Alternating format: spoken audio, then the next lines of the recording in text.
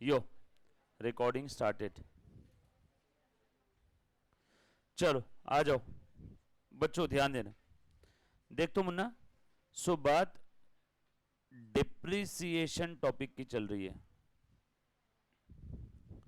ठीक है। सभी ने हेडिंग दे देना है डिप्रिसिएशन, ठीक है। दो, सो आपके सीए फाउंडेशन का है ना, one of the small but important topic है ना। एग्जाम में इसका वेटेज है बेटा, सीए फाउंडेशन के एग्जाम की बात कर रहा हूं एक्सक्लूसिव। सीए फाउंडेशन के एग्जाम में मिनिमम इसके ऊपर 5 से 6 नंबर के क्वेश्चन आते हैं हर एग्जाम में। साइड में लिख लो 5 to 6 मार्क्स, जिसमें प्रैक्टिकल के चांसेस ज्यादा है और थ्योरी के कम है। देखो मैंने पी बड़ा लिखा और थ्योरी छोटा लिखा, राइट। सो ये डिप्रिसिएशन का सबसे पहला लेक्चर है for CA foundation, principle and practices of accounts, right. सब लोग अच्छे से ध्यान देना, सभी के पास फेयर नोटबुक है बेटा, हर कोई बुक के अंदर में अच्छे से लिख रहा है, ठीक है। थोड़ा बहुत हम लोग बीच बीच में बुक भी चेक कर लिया करेंगे आप लोग, जो बच्चे फेस टू फेस है। और ऑनलाइन वालों ने और रिकॉर्डेड वालों ने क्या करना है, अपने आप पे उतना कंट्रोल रखना है और थोड़ी सी डिसिप्लिन मेंटेन रखना है। देन चलो आ जाओ, आगे बढ़ रहा हूं। सो मुन्ना अच्छे से ध्यान देना, टॉपिक बड़ा ही प्यारा है ना, सारी चीजें इसके अंदर में। मुन्ना सबसे पहले डिप्रिसिएशन के मीनिंग से स्टार्ट करते हैं, थोड़ा सा टू वे कम्युनिकेशन रखेंगे बेटा, सब लोग ध्यान देना अभी, अच्छे से आ जाओ, सब लोग आ जाओ अभी, मेंटली प्रेजेंट रहना। डिप्रिसिएशन के मीनिंग से स्टार्ट करते हैं। यस भाई साहब, एकदम कैसे मेंटली प्रेजेंट हो गए, एकदम ऐसे, है ना। मीनिंग से स्टार्ट करते, एनीबडी एनीबडी प्लीज ट्राई, हाँ बोलो। Reduction in the value of asset, और कोई करेक्ट ज्यादा, हाँ okay, due to normal wear and tear, और कोई दूसरे कारण की वजह से डिप्रिसिएशन नहीं हो सकता, टेक्नोलॉजिकल चेंजेस, ठीक है, दोनों ने से बोला, और ज्यादा करेक्ट, हाँ बोल बोलना एनीबडी। चलो ठीक है। सो डिप्रिसिएशन आसान भाषा में डिक्रीज इन वैल्यू बोलना गलत बात है, decrease in book value, decrease in, correct answer is decrease in book value. किसकी वजह से, maybe because of its use, wear and tear, passage of time. काफी बार अगर मैं कोई असेट यूज नहीं करता हूं, टाइम पास हो गया, तो भी असेट की वैल्यू डिक्रीज होती है। तो इसीलिए maybe because of its use, wear and tear, passage of time, innovation and technology etcetera.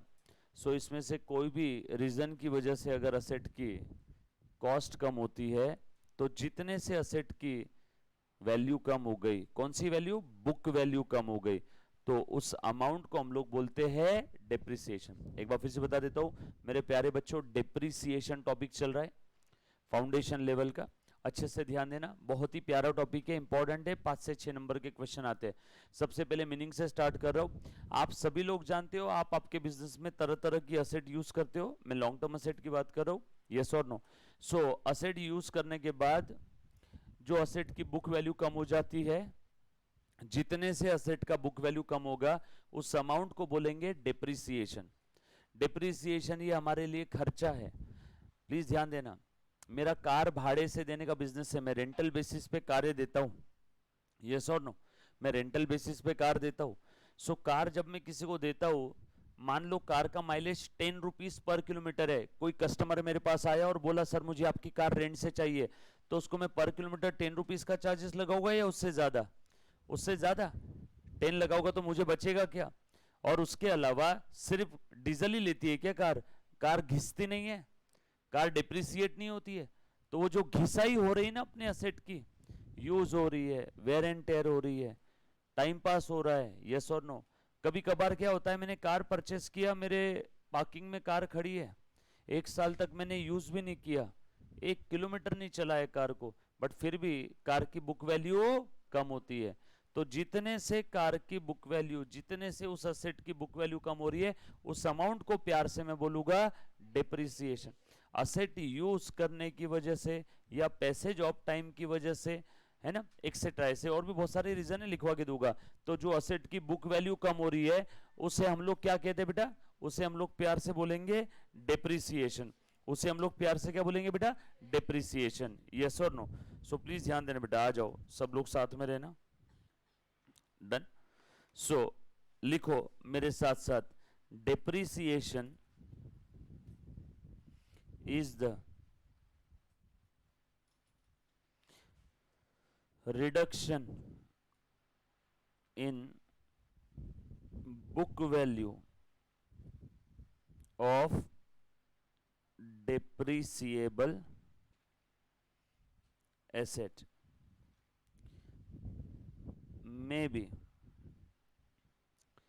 because of its use, wear and tear, passage of time, innovation and technology.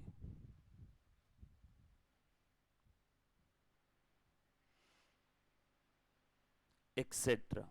सो इसमें से कोई एक reason की वजह से भी अगर असेट का बुक वैल्यू रिड्यूस होता है, तो जितने से असेट का बुक वैल्यू रिड्यूस हुआ उस अमाउंट को हम लोग क्या बोलेंगे प्यार से? डेप्रिसिएशन. खर्चा है ना, धंधे के लिए असेट खर्चा हो रही है, धंधे के लिए असेट की बुक वैल्यू कम हो रही है. मैंने कार परचेस किया था 10 लाख का, 2 साल यूज किया, अब कार की बुक वैल्यू बची है 8 लाख रुपए. बोलो 2 लाख रुपए से कार क्या हो गई मेरी? डेप्रिसिएट हो गई. यस और नो? क्लियर? एक और चीज मैं ऐसी बोल सकता हूं, प्लीज ध्यान देना. एक और चीज मैं ऐसी बोल सकता हूं, it is the process of depreciation is the process of allocation of cost of depreciable asset over its useful life. जैसे कि एक असेट की कॉस्ट है 100 लाख, उसकी यूजफुल लाइफ है 4 साल. आपको समझाने के लिए 1 साल यूज किया ने 25 लाख यूज हो गया 1 साल. कॉमन सेंस, एकदम सिंपल सिंपल वाला एग्जांपल लिया. जरूरी नहीं कि हर बार इक्वल ही रहेगा अमाउंट. यस और नो? सो असेट की कॉस्ट है 100 लाख, 4 साल यूज कर रहा हूं, 1 साल यूज किया तो हम लोग ऐसा समझेंगे कि 25 लाख की असेट यूज हो गई, एंजॉय कर लिया, कंज्यूम कर लिया, एक्सपायर्ड हो गई, खर्चा हो गई, एक्सपेंस हो गया, डेप्रिसिएट हो गई. यस और नो? बराबर है. तो असेट की इस कॉस्ट को मैंने उसके यूजफुल लाइफ पे क्या कर दिया? बांट दिया, अलोकेट कर दिया, और इसी अमाउंट को हम लोग प्यार से क्या बोलते हैं? डेप्रिसिएशन. सो असेट 1 साल यूज हो गई, यानी कितने से डेप्रिसिएट हो गई? कम हो गई, रिड्यूस हो गई 25 लाख से. और 1 साल यूज हो गया, कितने से कम हो गई, रिड्यूस हो गई, डेप्रिसिएट हो गई. यस और no? Plant and machinery purchase किया 10 लाख की, 1 साल यूज किया तो उसकी वैल्यू कुछ ना कुछ कम होगी ना, बुक वैल्यू उसकी कम होगी. तो जितने से उस असेट की बुक वैल्यू रिड्यूस हो गई उससे हम लोग प्यार से क्या बोलेंगे बेटा? डेप्रिसिएशन. बोल मुन्ना, क्या नहीं समझा? क्लियर? लिखा बेटा सभी ने? डन. उसके बाद एक छोटू सा सवाल, डेप्रिसिएबल असेट यानी क्या? बोलो. डेप्रिसिएबल एसेट यानी क्या? जो असेट ये चारों के चारों कंडीशन फुलफिल करेगी उसी को डेप्रिसिएबल असेट बोलेंगे. यस और no? All 4 condition. Done. 1 second इतना लिख लो, वापस ज्वाइन कर रहा हूं, 1 मिनट देना मुझे प्लीज.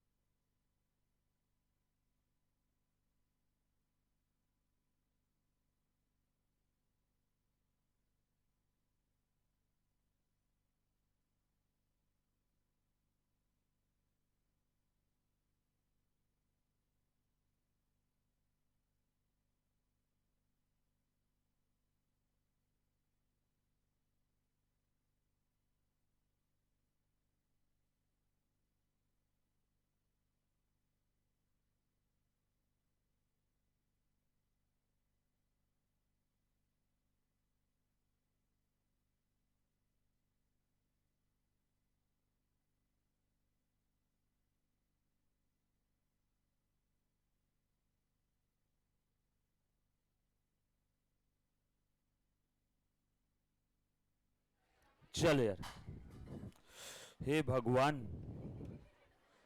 आ जाओ, ध्यान देना बेटा, है ना। सो डिप्रिसिएशन का मतलब आसान भाषा में समझ में आया, रिडक्शन इन, ए मुन्ना प्लीज ध्यान देना, reduction in book value, not market value, not realisable value, reduction in book value. Exam में ऐसा बोला जाएगा ट्रू और फॉल्स में, depreciation is the reduction in market value of asset, गलत, false. Depreciation is the reduction in book value. अपने को क्या लेना देना है मार्केट वैल्यू से, हम तो बुक्स ऑफ अकाउंट्स हमारे बुक्स में करते हैं ना, यस और no. So depreciation is the reduction in book value, बराबर। अब एक छोटू सा सवाल, डिप्रिसिएबल असेट कौन सी असेट है, बोलो फटाफट से, है ना। टू वे कम्युनिकेशन है, सबने जवाब देना है, online offline. Depreciable asset, tangible fix, तो लैंड टेंजिबल भी और फिक्स भी है, तो लैंड डिप्रिसिएबल है। फिर आपने तो बोला टेंजिबल और फिक्स, यूजफुल लाइफ लिमिटेड होनी चाहिए, बरोबर है, बेसिक्स में देखा था हमने। सो प्लीज ध्यान देना अच्छे से, ऑल फोर कंडीशन अगर फुलफिल होती है तो ही वो डिप्रिसिएबल असेट है। काफी बार बच्चे बोलते हैं सर लैंड एप्रिसिएबल है इसलिए डिप्रिसिएट नहीं होती है ना, गलत जवाब। लैंड इसमें ये चार में से एक कंडीशन फुलफिल नहीं करती है। सो कौन सी असेट पे डिप्रिसिएशन चार्ज होता है मुन्ना, सवाल, कौन सी असेट पे डिप्रिसिएशन चार्ज होता है, सवाल, जवाब, जो असेट ये चारों कंडीशन फुलफिल करेगी उसी असेट पे डिप्रिसिएशन चार्ज होगा और उसी असेट को डिप्रिसिएबल असेट बोलेंगे। चलो देखो तो कौन कौन सी कंडीशन है बेटा। कंडीशन नंबर 1, मुन्ना ध्यान दे, सबसे पहले तो उस असेट का यूजफुल लाइफ कैसा होना चाहिए, लिमिटेड होना चाहिए। दूसरा, उस असेट का useful life more than 1 year होना चाहिए, मोर देन 1 ईयर। तीसरा, वो असेट बिजनेस पर्पस के लिए यूज होना चाहिए। और फोर्थ, उस असेट की ओनरशिप हमारे पास होनी चाहिए, यस और नो। सो प्लीज ध्यान देना बेटा सब लोग, उस असेट का ओनरशिप हमारे पास होना चाहिए।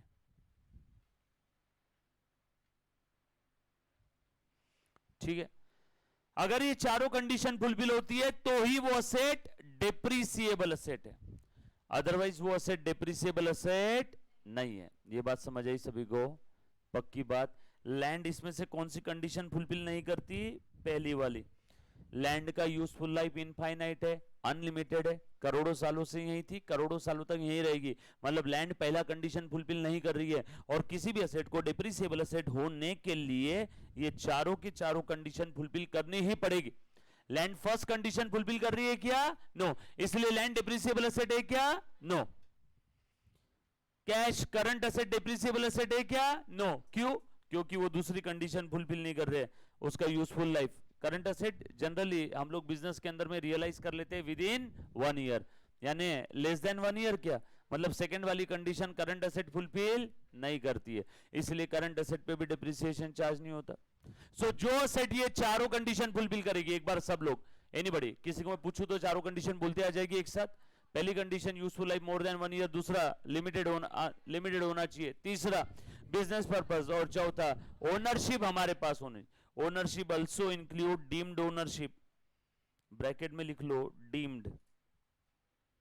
सर डीम्ड मतलब क्या, ओनरशिप के जैसा, डीम्ड मतलब के जैसा, लाइक दैट, जैसे बॉयफ्रेंड अपनी गर्लफ्रेंड को पत्नी के जैसा ही मानता है, लाइक बीवी, यस और नो, नॉट एक्चुअल बीवी बट लाइक बीवी, यस और नो, के जैसा। डीम्ड मतलब के जैसा, है ना, तू मेरा भाई जैसा है, so you are my deemed brother, yes और नो, सो के जैसा। सर ये डीम्ड वाला क्यों लिखा, क्योंकि लीज होल्ड प्रॉपर्टी आपने लिया तो उसके आप असली मालिक होते हो क्या, नो, लीज पे लिया, बट आप मालिक के जैसे हो, कब तक, जब तक वो लीज पीरियड खत्म नहीं होता, इसलिए ownership also include deemed ownership. मतलब लीज होल्ड प्रॉपर्टी पे भी आप डिप्रिसिएशन चार्ज कर सकते हो क्या, यस, है ना, अगर आपने लॉन्ग लीज लिया होगा तो। चलो आगे, सो अगर ये असेट चारों कंडीशन फुलफिल करती है तो ही उस असेट को डिप्रिसिएबल असेट बोलेंगे। प्लीज बच्चों प्लीज थोड़ा सा पिलर आप ही मैनेज करके, पिलर के पीछे नहीं छुपना है, पिलर के बाजू में बैठना है ताकि मेरा और आपका आई टू आई कांटेक्ट रहे। मुन्ना प्लीज, आप अगर मुझसे आई टू आई कांटेक्ट नहीं कर पा रहे हो तो आप आपके भविष्य को देख नहीं पा रहे हो, और जब आपके गोल और भविष्य को आप देख नहीं पा रहे हो तो फिर तो किधर भी जाओ क्या फर्क पड़ता है? यस और नो?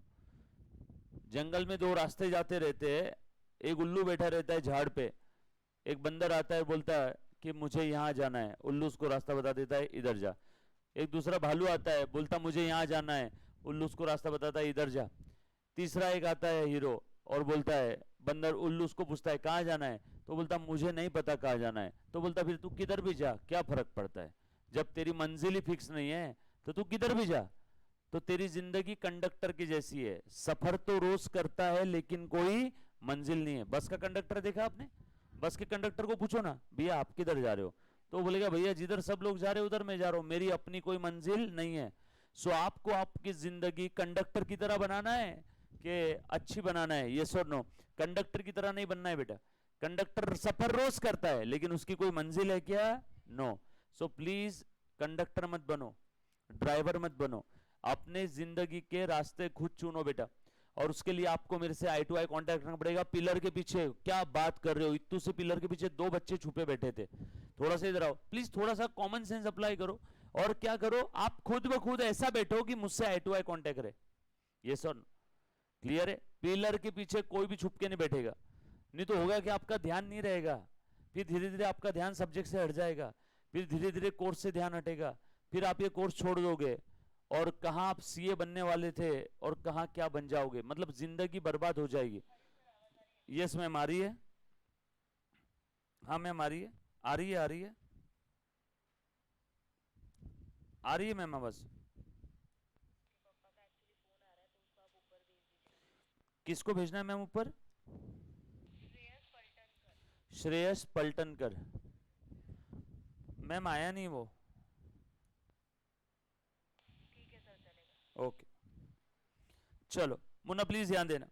सो पिलर के पीछे कोई बच्चा नहीं छुपेगा और प्लीज सब लोग खुद से होके ऐसे एडजस्टमेंट करो, है ना? आप कोई पिलर के पीछे है तो यहाँ पे 10 बच्चे बैठते इतनी जगह है, चलो आ जाओ बेटा फटाफट से, वो चारों बच्चे इधर आ जाओ ये डेस्क बेंच पे, है ना? वो पीछे सेकंड रो, लास्ट से सेकंड रो बेंच, उधर में भी बच्चे इधर आओ, लास्ट के दोनों बेंच आ जाओ इधर। नहीं प्लीज मेरी बात सुनो, मैं बड़े भाई की तरह बता रहा हूँ, आपका भविष्य बर्बाद नहीं होने दूंगा। यहाँ पे आओ, देखो 10 बच्चे बैठते इधर में, बेटा उधर में पीछे, ये इधर आ, सामने आ जा, यहाँ पे आ, देखिए यहाँ पे जगह है। लास्ट में पिलर के पीछे कौन बैठा है इधर में, है क्या कोई? हाँ तुम उधर सरक जाओ पूरा, है ना? आ जाओ आ जाओ इधर, जगह चेंज करो, देखो यहाँ पे बहुत सारी जगह है। प्लीज पिलर के पीछे मत बैठो, होगा क्या मालूम है कि आपके भविष्य के आड़े एक छोटा सा पिलर आ जाएगा, है ना? प्लीज ध्यान देना, आ जाओ प्लीज प्लीज रिक्वेस्ट। नहीं नहीं बेटा उधर पिलर आ रहा है ना, फिर से यहाँ पे आना। कौन है रे बेटा वहां पे पिलर के पीछे? ए मुन्ना इधर, तू भी नहीं दिख रहा है। आप लोग खुद से होकर डिसाइड करके जगह देख लो ना, चेंज कर लो, ठीक है? सबको क्लियर दिख रहा हूं मैं, सबका मेरा आई टू आई कॉन्टेक्ट है। थोड़ा तू सामने आ, इधर आ बेटा, तू इधर आ, तू इधर आ, हाँ ये बच्चा, ये जो मुंह पे ऐसा हाथ रख के बैठा है, तू इधर आ, और तुम दोनों उधर सरको, तू यहाँ पे आ। कल से अपनी जगह चेंज करने में टाइम मत वेस्ट होने देना, खुद से होके देख लेना, आपको बगैर हिले डुले में यहां से क्लियर दिख रहा हो गया, ठीक है? सरक गया उधर, ए बेटा तू भी उधर सरक, पूरा आप भी उधर सरको, है ना? हाँ ठीक है, लास्ट बेंच बेटा, चलो आओ उधर आओ, वहां पे तुम 3 लोग बैठे ना लास्ट में, एक उधर बैठो, 2 इधर बैठेंगे, हाँ सब लोग बैठो। ये पिलर के पीछे कौन है बेटा तेरे बाजू में, जो स्पेक्स वाला बंदा है क्या? मैं क्यों बोल रहा हूं मालूम है क्या? पिलर के पीछे समझ में नहीं आता है और बच्चा है कि नहीं मेंटली कई और वादियों में चला जाता है, प्लीज ध्यान देना। चलो ओके नाउ, ओके ओके, सबका भविष्य क्लियर दिख रहा है सभी को? अब आ जाओ। सो मुन्ना प्लीज ध्यान दे, ये लिख लिया बेटा सभी ने अपनी अपनी बुक में? मुझे समझ में तो आया बच्चा लिख रहा है नहीं लिख रहा है, आज बुक चेक करवा दो फिर सभी का, ठीक है? सो डिप्रिसिएशन हमने टॉपिक स्टार्ट किया, आसान भाषा में reduction in book value of depreciable asset. अच्छा बुक वैल्यू का मतलब क्या होता है बेटा, एनीबॉडी? डिप्रिसिएबल असेट का मतलब आपको मैंने बता दिया। अब अगला बुक वैल्यू का मतलब क्या होता है, फटाफट से बता दो एनीबॉडी, कोई है बेटा जो बुक वैल्यू का मतलब बता सकता है? जो आपके बुक्स ऑफ अकाउंट में दिख रही है, जो कैरिंग अमाउंट है जो आपके बुक्स ऑफ अकाउंट में दिख रही है, प्लांट एंड मशीनरी की जो आपके बुक्स ऑफ अकाउंट में वैल्यू दिख रही है उसको बोलेंगे बुक वैल्यू। बोलो प्लांट एंड मशीनरी खरीदा था 1 लाख रुपए का, बोलो बुक में कितना दिख रहा है? 1 लाख। एक साल यूज कर लिया, 10,000 से प्लांट एंड मशीनरी की वैल्यू कम हो गई। अब बोलो बुक में कितना दिख रहा है? 90,000। और 10,000 से प्लांट एंड मशीनरी की वैल्यू कम हो गई। अब बोलो बुक में कितना दिख रहा है? अच्छा, बुक वैल्यू निकालने के लिए आप जो 10,000 से कम हो रहा है, म्हणजे जो डिप्रिसिएशन हो रहा है, वो आप क्या कर रहे हो? माइनस। किस में से? कॉस्ट में से। हो गया फॉर्मूला, आपने बनाया बेटा, कॉस्ट माइनस डिप्रिसिएशन। ये फॉर्मूला मैंने नहीं बनाया, अभी अभी आपने बनाया formula. So cost minus depreciation is equal to book value. Cost minus depreciation is equal to book value, right? So depreciable asset का मतलब समझ में आया? बुक वैल्यू का। अब अगर आपसे कोई भी कुछ भी सवाल पूछता है, डिप्रिसिएशन का प्रॉपर मीनिंग बताओ, उसको बोलना इधर आ, एक बताओ या दो बताओ, है ना? उससे बोला एक ही बता। So reduction in book value. वो पूछेगा क्यों? बोलना maybe because of its use, passage of time, wear and tear, innovation and technology etcetera. Innovation and technology की वजह से एसेट का बुक वैल्यू कैसे कम होता है बेटा? नई टेक्नोलॉजी आने की वजह से पुराने टेक्नोलॉजी वाली एसेट की वैल्यू कम हो जाती है। यस और नो? सैमसंग के फोन आ गए टच स्क्रीन वाले, नोकिया के बटन वाले फोन की वैल्यू कम हो गई, या नोकिया के बटन वाले फोन जो मशीन मैन्युफैक्चर करती थी उस मशीन की भी वैल्यू कम हो गई। नई टेक्नोलॉजी आ गई तो पुराने टेक्नोलॉजी वाली एसेट की वैल्यू कम हो जाती है, तो वो भी क्या हो गई? Depreciate. Passage of time, BMW car purchase किया, टो करके लाया था घर पे, एकदम 1 किलोमीटर नहीं चलाया, पैक करके रख दिया घर के अंदर में एक सेपरेट कमरा बना करके, फिर भी 1 साल बाद उसके कार की वैल्यू कम होगी क्या? यस। क्यों? क्यों? Passage of time, time pass हो गया, यूज नहीं किया तो क्या हुआ? वेयर एंड टेयर, यूज की वजह से तो होता ही है, टाइम पास की वजह से भी एसेट की वैल्यू कम हो जाती। अच्छा, डिप्रिसिएशन हम लोग जो एसेट पे चार्ज करते हैं, मुन्ना प्लीज ध्यान देना। सो डिप्रिसिएशन जो हम लोग एसेट पे चार्ज करते हैं, आज के बाद उस एसेट को आप लोग क्या बोलोगे? पीपीई। सो आज तक हम लोग क्या बोलते थे? Fix asset. कौन सी फिक्स एसेट? वो जो ऑल 4 कंडीशन सेटिस्फाई कर रही है। लेकिन आज के बाद हम लोग उस फिक्स एसेट का नाम क्या लिखेंगे? पीपीई।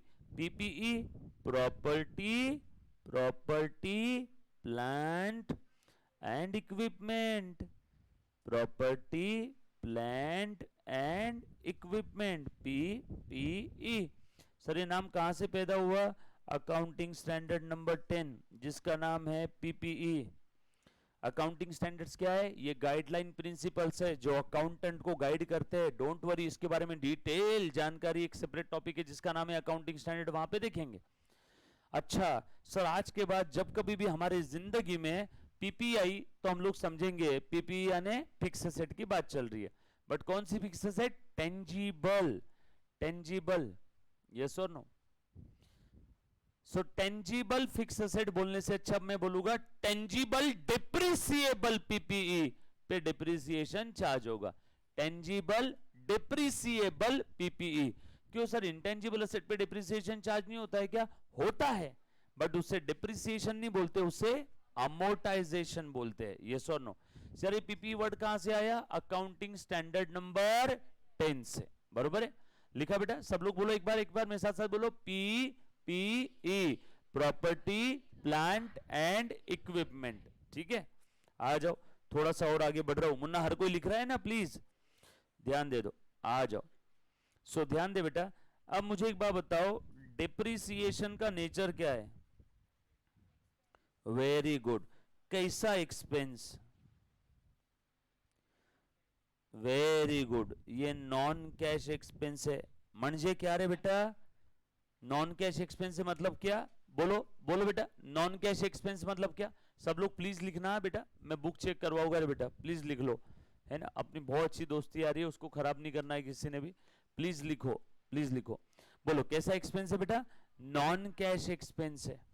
क्यों नॉन कैश एक्सपेंस?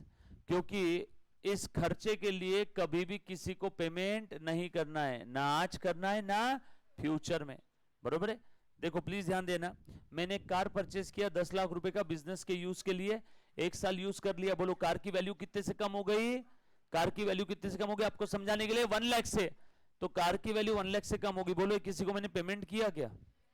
ना आज करूंगा ना फ्यूचर में, ना आज करूंगा ना फ्यूचर में। सो डिप्रिसिएशन एक्सपेंस तो है, लेकिन इसके लिए किसी को पेमेंट नहीं करना है, मतलब ये नॉन कैश एक्सपेंस है।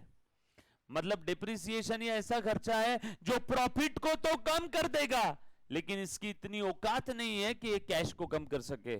सर ये बात नहीं समझ में आई, प्लीज ध्यान देना।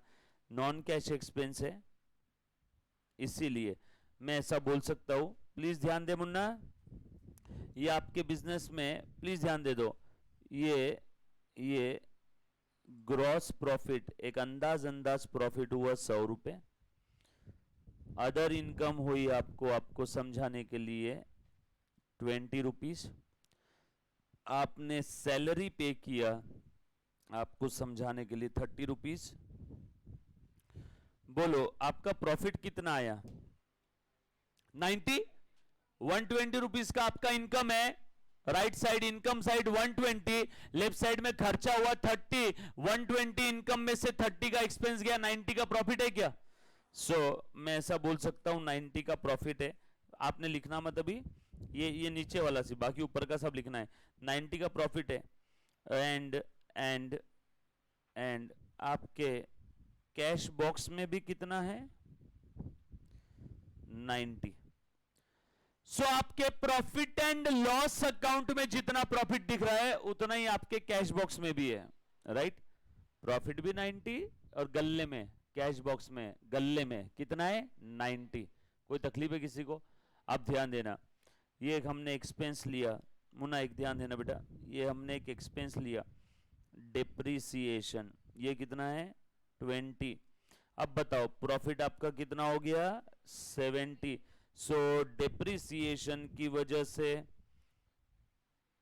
बिकॉज ऑफ डिप्रिसिएशन आपका प्रॉफिट रिड्यूस हो गया, बरोबर है क्या? प्रॉफिट कितना हो गया? 70। बट डिप्रिसिएशन की वजह से कैश आपकी कम होती है क्या? कैश में अभी भी कितना है? बरोबर है क्या? डिप्रिसिएशन आपके प्रॉफिट को तो कम कर देगा लेकिन कैश को कम नहीं कर पाएगा। Reason, since depreciation is non cash expense. देखने में बहुत आसान लग रहा है लेकिन आगे जब एडजस्टमेंट्स आती है तो तकलीफ होती है इसमें। अब देखो मैं इसकी वजह से क्या कैसा बोल सकता हूं क्या? देयरफॉर, क्या मैं ये एक चीज इस कंक्लूजन पे आ सकता हूं? प्लीज ध्यान देना बेटा, प्लीज ध्यान देना। Profit as per profit and loss account कितना आया? 70 plus non cash expense plus non cash expense कितना था इस एग्जांपल में? 20 is equal to profit as per cash box. इसी को प्यार से कहते हैं cash profit. Cash profit check करो 90, चेक करो 70। रिकंसिलिएशन किया मैंने। आज के बाद अगर आपको profit as per profit and loss account दे दिया और नॉन कैश एक्सपेंस दे दिए तो आप कैश प्रॉफिट निकाल पाओगे क्या? ये फॉर्मूला पैदा हो गया। Profit as per profit and loss account plus non cash expense. Sir आपने नॉन कैश एक्सपेंस प्लस क्यों किए? क्योंकि वो जो profit as per P and L account है ना, वो निकालने के लिए नॉन कैश एक्सपेंस माइनस किए थे, हमने उसको क्या कर दिया? रिवर्स। तो मुझे क्या मिल गया? Cash profit. इसमें कहीं किसी बच्चे को डाउट है तो पूछो। पी एंड एल का प्रॉफिट कम हो गया, क्यों कम हो गया? नॉन कैश एक्सपेंस की वजह से। लेकिन वो नॉन कैश एक्सपेंस की इतनी औकात नहीं है कि कैश को कम कर सके, इसलिए कैश ज्यादा दिख रही है, पी एंड एल का प्रॉफिट कम दिख रहा है। मुझे पी एंड एल के प्रॉफिट से कहां पहुंचना है? कैश के प्रॉफिट पे पहुंचना है। मुझे यहां से कहां पहुंचना है? कैश के प्रॉफिट पे पहुंचना है। जहां पहुंचना है इसको फिक्स करो। अब ये हिलेगा नहीं साला। अब इसी को झक मार के ऊपर लाना है, पी एंड एल के प्रॉफिट को ऊपर लाना है, तो प्लस करूं क्या? कहां से शुरुआत किया? Profit as per P and L. पहुंचना कहां है? Cash profit. मुझे यहां से मुंबई जाना है तो मुंबई मेरे पास आएगा या मुझे मुंबई जाना पड़ेगा? जहां पहुंचना है वो फिक्स है। सर उल्टा हो गया तो? अगर मुझे पी एंड एल वाले प्रॉफिट पे पहुंचना है, स्टार्टिंग पॉइंट कैश प्रॉफिट है 90, पहुंचना कहां है? पी एंड एल वाले प्रॉफिट पे, तो ये फिक्स रहेगा और 90 में से 20 क्या करेंगे? माइनस, तो अपने आप आ गया 70, है ना? आसान है, चिंता मत करना। इसमें किसी को डाउट है तो पूछो। सिंपल है, नॉन कैश एक्सपेंस प्रॉफिट को तो कम कर देता है लेकिन वो कैश को कम नहीं कर पाता, इसीलिए कैश प्रॉफिट ज्यादा दिखता है as compare to P and L वाला प्रॉफिट। लिखो, किसी को डाउट है तो पूछो। जीवन भर आपका पीछा नहीं छोड़ने वाला है डिप्रिसिएशन टॉपिक। बहुत बच्चों को गलत फहमी है कि टॉपिक आसान है। एग्जाम के जब क्वेश्चन सॉल्व करेंगे तब आपको ये चीजें समझ आएगी। 11th 12th में था ना डिप्रिसिएशन, है ना। प्लीज इसको अंडर एस्टिमेट मत करना। इंस्टीट्यूट 5 से 6 नंबर इस टॉपिक पे दे रही है तो इतनी आसानी से नहीं देने वाली है ना। निकाल बेटा, straight line method, WD method, खत्म। ऐसा नहीं रहेगा, है ना। आती है इसमें भी एडजस्टमेंट्स। लिखा बेटा सभी ने? लिख लो, लिखो। कहीं किसी को कुछ नहीं दिख रहा है? सारी चीजें लिख लो ना आप ऊपर से।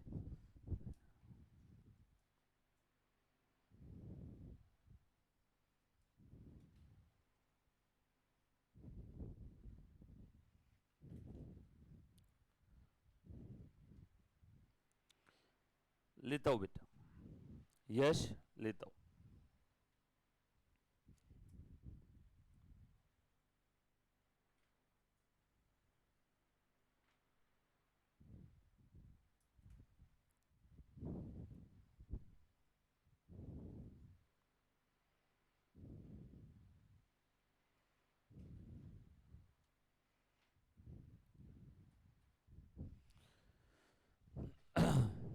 लिखा?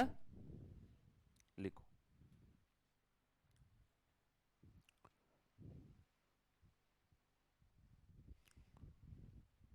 जो कि ये नॉन कैश एक्सपेंस है, यश भाई ध्यान देना, डिप्रिसिएशन ये नॉन कैश एक्सपेंस है बट खर्चा है, खर्चा इसलिए प्रॉफिट को कम कर देता है, लेकिन नॉन कैश है मतलब किसी को कैश में पेमेंट नहीं करना है, इसलिए इसकी वजह से कैश कभी भी कम नहीं होती है।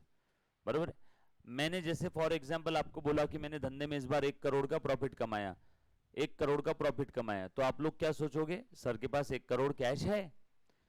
अनलेस अदरवाइज स्पेसिफिकली गिवन, जितना मैंने प्रॉफिट कमाया आप क्या सोचोगे, उतनी मेरे पास कैश है। फिर एक बच्चे ने बोला सर रुको, ये 1 करोड़ का प्रॉफिट आपने कमाया, ये 1 करोड़ का प्रॉफिट कैसे आया होगा? डिप्रिसिएशन का नॉन कैश एक्सपेंस माइनस करने के बाद। मतलब आपने प्रॉफिट ज्यादा कमाया, 1 करोड़ 20 लाख कमाया, 20 लाख का समझ लो डिप्रिसिएशन माइनस हो गया, तब कहां जाके आपके पास कितना बचा? 1 करोड़ रुपए। मतलब सर डेफिनेटली आपके P&L का प्रॉफिट 1 करोड़ दिख रहा है तो आपके पास कैश ज्यादा होगी। क्यों ज्यादा होगी? क्योंकि नॉन कैश एक्सपेंस ने प्रॉफिट को तो कम कर दिया लेकिन वो कैश को कम नहीं कर पाए। यस और नो?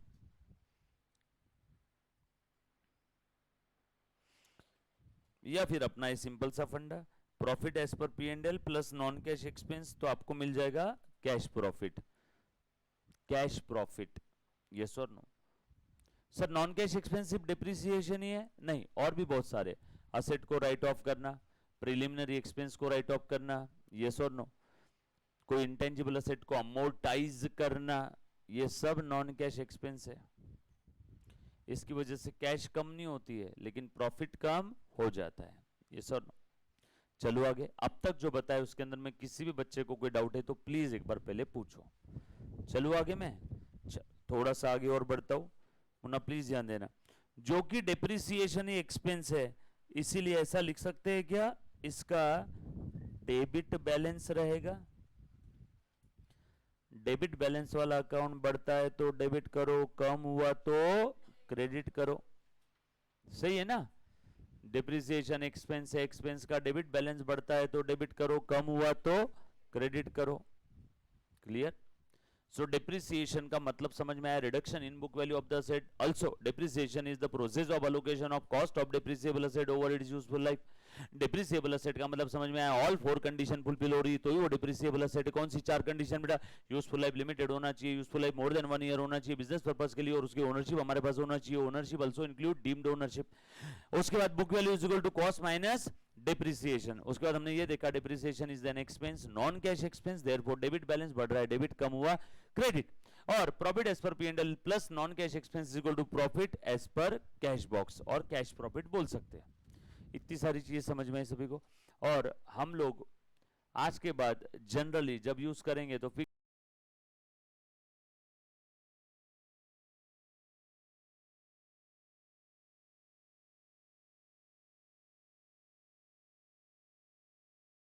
अब उसका नाम हो गया है accounting for PP. So fix asset को उन्होंने किसके साथ रिप्लेस किया? Property, plant and equipment. So अगर एग्जाम में पीपी दिखा तो डरना मत, पीपी म्हणजे हाँ ये तो फिक्स असेट है। समझ में आया क्या? क्यों ऐसा हुआ? Because of accounting standard number 10। Accounting standards क्या होते हैं? रूल्स रेगुलेशंस, बरोबर है, जो अकाउंटेंट को गाइड करते हैं in the preparation and presentation of financial statement. Detail में इसके ऊपर एक सेपरेट टॉपिक आएगा तब देखेंगे। सब लोगों को पता है, आपके दिल में किसी को गुदगुदी हो रही है, उल्टी जैसा लग रहा है, सब चीजें प्रॉपर स्मूथली जा रही है, सब समझ में आए? प्लीज मैं बार बार पूछ रहा हूं, मतलब मैं पागल नहीं हूं, मैं इसलिए पूछ रहा हूं, आप लोगों को आदत हो जानी चाहिए, आपका एकदम क्लियर होना चाहिए सर इतना हमको आता है, ये अभी तक पढ़ाया नहीं इसलिए ये नहीं आता है। बीच की स्थिति नहीं होती है सर थोड़ा थोड़ा आता थोड़ा थोड़ा नहीं आता, वो बीच का कोई काम का नहीं है। यस और नो, आता या तो नहीं आता, जो पढ़ा दिया सर इतनी चीजें हमको मालूम है, आप कभी भी पूछ लो। इसलिए मैं बार बार आपको याद दिलवाते रहता हूं क्या हो गया है, बरोबर है, ताकि आपको पता रहे कि आपको क्या क्या चीजें आती है। एग्जाम के समय बच्चा भूल जाता है कि उसकी क्या पढ़ाई बाकी है। सर इतना सारा सिलेबस हो गया अब मैं क्या पढ़ूं? यस और नो, एग्जाम के समय भूल जाता है, इसलिए आपको पता होना चाहिए कि कितनी चीजें आपकी हो गई है आज तक। चलो आ जाओ थोड़ा सा और आगे बढ़ते। मुन्ना प्लीज ध्यान देना, ए बेटा अच्छे से ध्यान दे। अब धीरे से हम लोग इसकी अकाउंटिंग ट्रीटमेंट पे जाते हैं, है ना? धीरे से कैसे आएंगे इसकी अकाउंटिंग ट्रीटमेंट। लिखो एक सेंटेंस, डेप्रिसिएशन, लिखना है बेटा सभी ने, डेप्रिसिएशन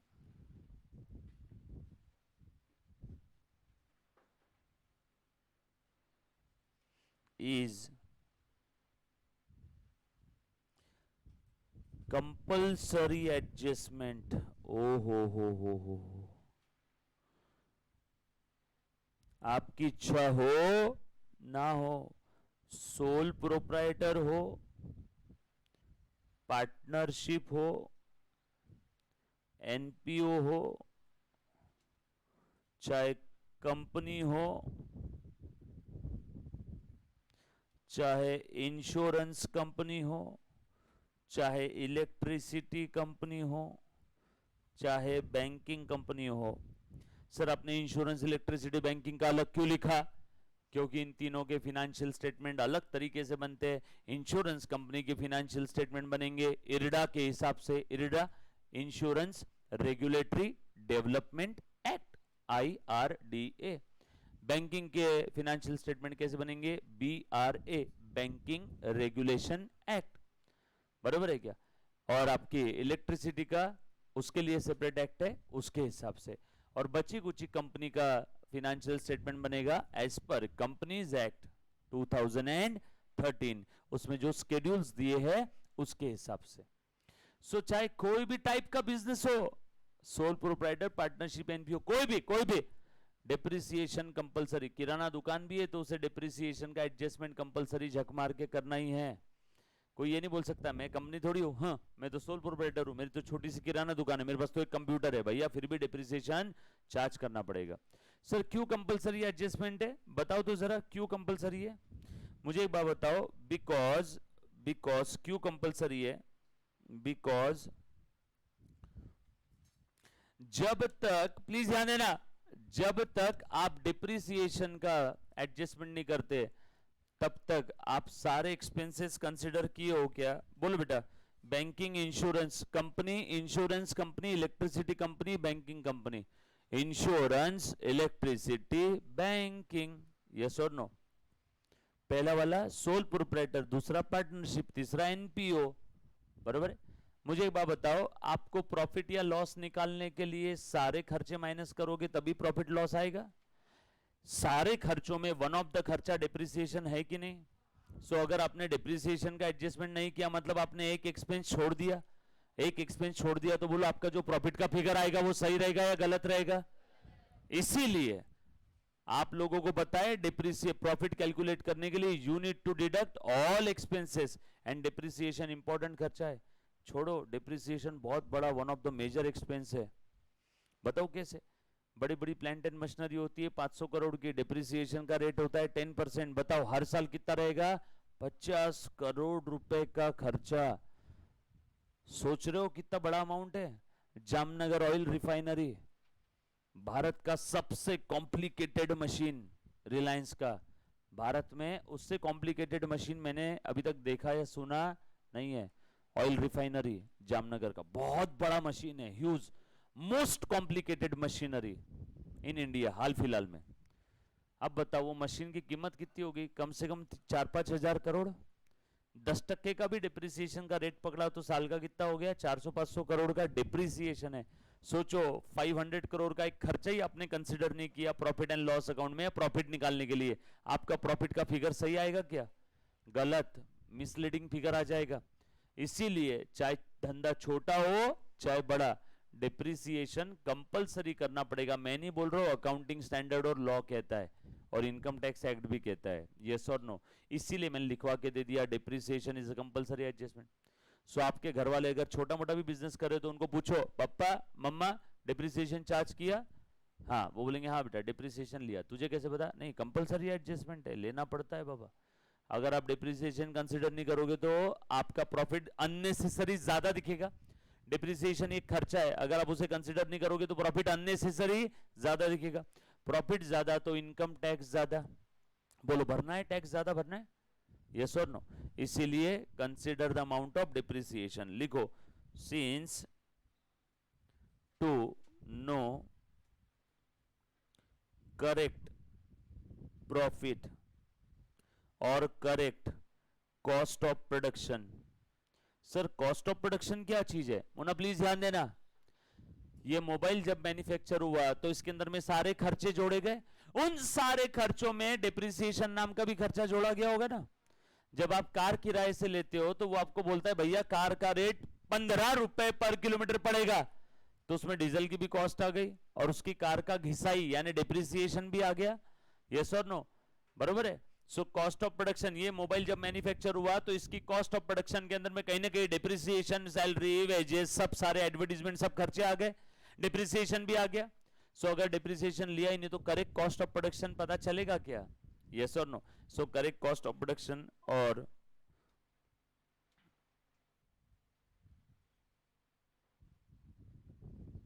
यहां पे लिखो etcetera. We need all expenses to be account for, and all expense में ऐसा एरो बना करके लिखना है, and one of the expense is depreciation। सारे खर्चे लेना जरूरी है और वन ऑफ द एक्सपेंस क्या है बेटा? डिप्रिसिएशन। सो बात डिप्रिसिएशन की चल रही है अभी तक, समझ लो बात को, सारी चीज देख रहे बेटा, क्लियर। एक और चीज लिखो इसी में, also depreciation help us in replacement of depreciable asset at the end of its useful life, at the end of its useful life। Asset की जब यूजफुल लाइफ खत्म हो जाएगी तो यूजफुल लाइफ के एंडिंग में असेट को रिप्लेस करने में डिप्रिसिएशन हेल्प करता है। कैसे रे बेटा? बोलो कैसे? हाँ हाँ,